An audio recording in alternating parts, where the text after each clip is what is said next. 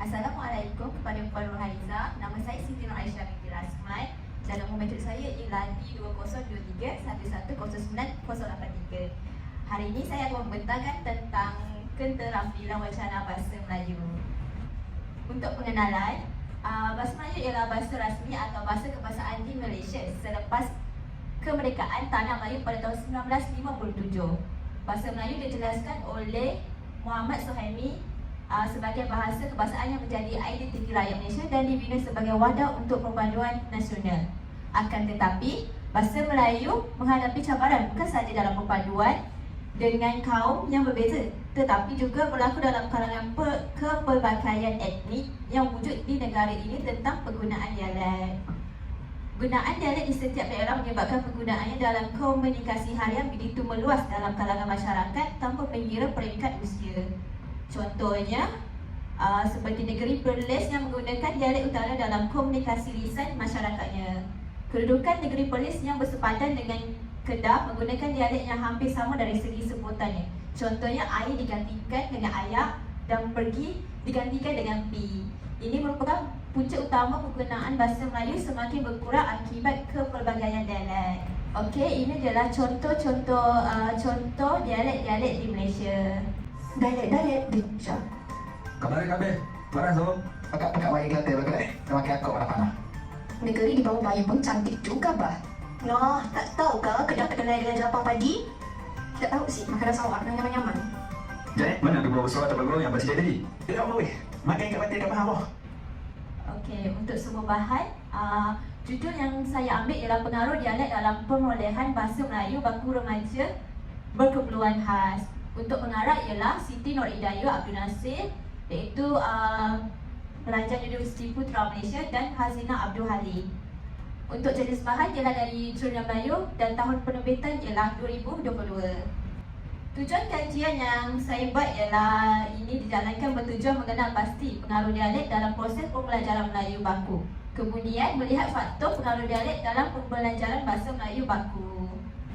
Untuk permasalahan kajian, yang pertama ialah wujudnya penggunaan dialek di setiap negeri yang berbeza dari negeri yang bersepadan dengan negara luar seperti Perlis yang bersepadan dengan Thailand. Penyebaran ini berlaku apabila penggunaan dialek digunakan dalam komunikasi harian di kalangan masyarakat.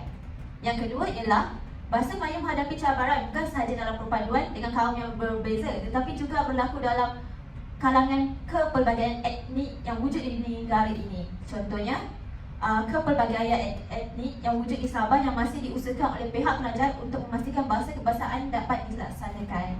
Untuk metodologi kajian, yang pertama ialah kaedah kualitatif yang mengkaji responden secara mendalam dan berbentuk lapangan. Menurut Taman Timbang, menjelaskan data kualitatif diperoleh sepenuhnya melalui temubual mendalam kepada responden. Untuk yang kedua ialah kajian in-depth study yang menjelaskan persetujuan peserta kajian dilakukan melalui 3 proses, iaitu membuat pengesahan transkripsi, pengesahan terhadap pemahaman dan pentafsiran yang dilakukan oleh pengkaji dan pengesahan terhadap beberapa kategori dan tema yang dibentuk oleh pengkaji. Okey, dapatan kajian yang saya dapat ialah menunjukkan terdapat pengaruh dialek utara menanjung yang digunakan setiap hari dalam persekitaran responden. Soalan tentang buah pisang menunjukkan terdapat pengaruh dialek yang digunakan, iaitu boleh dan buat cucuk yang menunjukkan kepada boleh bagi boleh serta memasak kuih basah untuk buat cucuk. Dialog untuk buat nanas menunjukkan berlakunya kesalahan ejaan nanas bagi buah nanas, dan pengaruh dialek untuk perkataan buat yang merujuk kepada membuat dalam perkataan baku. Buat terbikan menunjukkan berlakunya pengaruh dialek dalam ayat boleh buat ayat yang merujuk kepada boleh dibuat air. Bagi buah mangga juga berlaku pengaruh dialek, iaitu pelam dan buah yang merujuk kepada mangga untuk pelam dan buat untuk melakukan. Dalam ayat kegunaan buah kelapa muda berlaku pengaruh dialek pada perkataan nyok untuk kelapa.